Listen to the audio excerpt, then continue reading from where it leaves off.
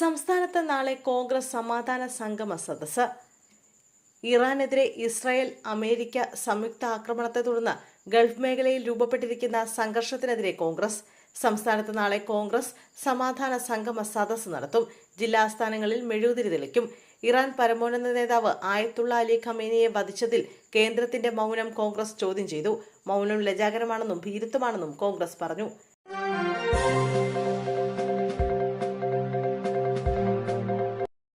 മൂന്ന് മലയാളികൾ കറാച്ചി വിമാനത്താവളത്തിൽ കുടുങ്ങി. മധ്യപൂർവേഷ്യയിലെ സംഘർഷത്തിന്റെ പശ്ചാത്തലത്തിൽ വിമാന സർവീസുകൾ താറുമാറായതിനെ തുടർന്ന് മലയാളികൾ പാകിസ്ഥാനിൽ കുടുങ്ങി. പാകിസ്ഥാനിലെ കറാച്ചി വിമാനത്താവളത്തിലാണ് മൂന്ന് മലയാളികൾ കുടുങ്ങിയത്.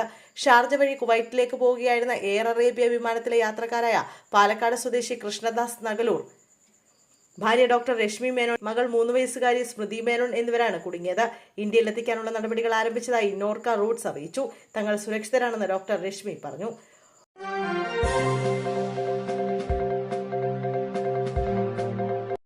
ബാലരാമപുരത്തിന് സമീപം ഓടിക്കൊണ്ടിരുന്ന KSRTC ബസിന്റെ വീലുകൾ ഇളകി മാറി. ഡ്രൈവറുടെ സമയോചിതമായ ഇടപെടലിൽ വലിയ അപകടമാണ് ഒഴിവായത്. ഇന്നലെ ബാലരാമപുരത്തു നിന്നും വിഴിഞ്ഞത്തേക്ക് പോയ ബസിന്റെ വീലുകളാണ് മംഗലത്ത് കോണത്ത് വെച്ച് ഇളകി മാറിയത്. ജംഗ്ഷനിൽ നിർത്തിയ ശേഷം പുറപ്പെടുമ്പോൾ ബ്രേക്ക് ചെയ്യുന്നതിനിടെ വലിയ ശബ്ദം കേട്ടു. ഉടൻ സൈഡിലേക്ക് ഡ്രൈവർ ബസ് ഒതുക്കുകയായിരുന്നു. പിന്നാലെ നടത്തിയ പരിശോധനയിൽ പിൻവശത്തെ വീലുകൾ ഇളകി ബസ്സിൽ നിന്നും വേർപെട്ട് നിൽക്കുന്ന അവസ്ഥയിലാണെന്ന് മനസ്സിലായതോടെ യാത്രക്കാരെ മറ്റു വാഹനങ്ങളിൽ കയറ്റിവിടുകയായിരുന്നു.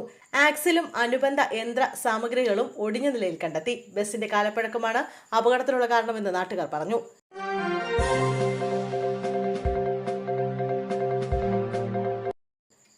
ബൈക്ക് നിയന്ത്രണം വിട്ട് മറിഞ്ഞ 2 യുവാക്കൾക്ക് ദാരുണാന്ത്യം. വെള്ളയാങ്കുടി കാണക്കാലിപ്പടിയിൽ KSRTC ബസിനെ ഓവർടേക്ക് ചെയ്യുന്നതിനിടയിൽ സ്കൂട്ടർ യാത്രികൻ ബസിനടിയിൽ വീണു മരിച്ചു. കൊച്ചുതോവാള പാപ്പയിൽ സൂരജ് സിബി, ഉപ്പുകണ്ടം നത്തുകല്ല് കൈപ്പകശ്ശേരി ഡോൺ തോമസ് എന്നിവരാണ് മരിച്ചത്. യുവാക്കൾ ബസിനെ ഓവർടേക്ക് ചെയ്യുന്നതിനിടെ എതിരെ വന്ന ബൈക്കിലിടിച്ച് നിയന്ത്രണം വിട്ട് ബസിനടിയിലേക്ക് വീഴുകയായിരുന്നു. ഇതോടെ ഇരുവരുടെയും ശരീരത്തിലൂടെ ബസ് കയറി ഇറങ്ങി. ഞായറാഴ്ച രാത്രിയാണ് അപകടമുണ്ടായത്. പരിക്കേറ്റ ഇരുവരെയും ഉടൻ ആശുപത്രിയിൽ എത്തിച്ചെങ്കിലും രക്ഷിക്കാനായില്ല.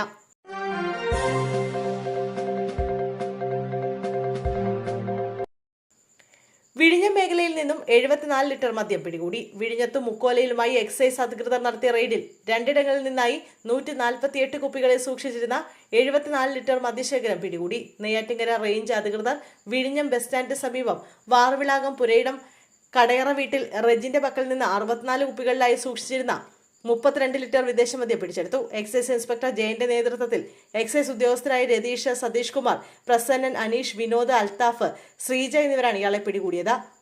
ഞായറാഴ്ച ഉച്ചയോടെയായിരുന്നു സംഭവം. ഇയാൾ നേരത്തെയും അബ്കാരി കേസിൽ പ്രതിയായിരുന്നു.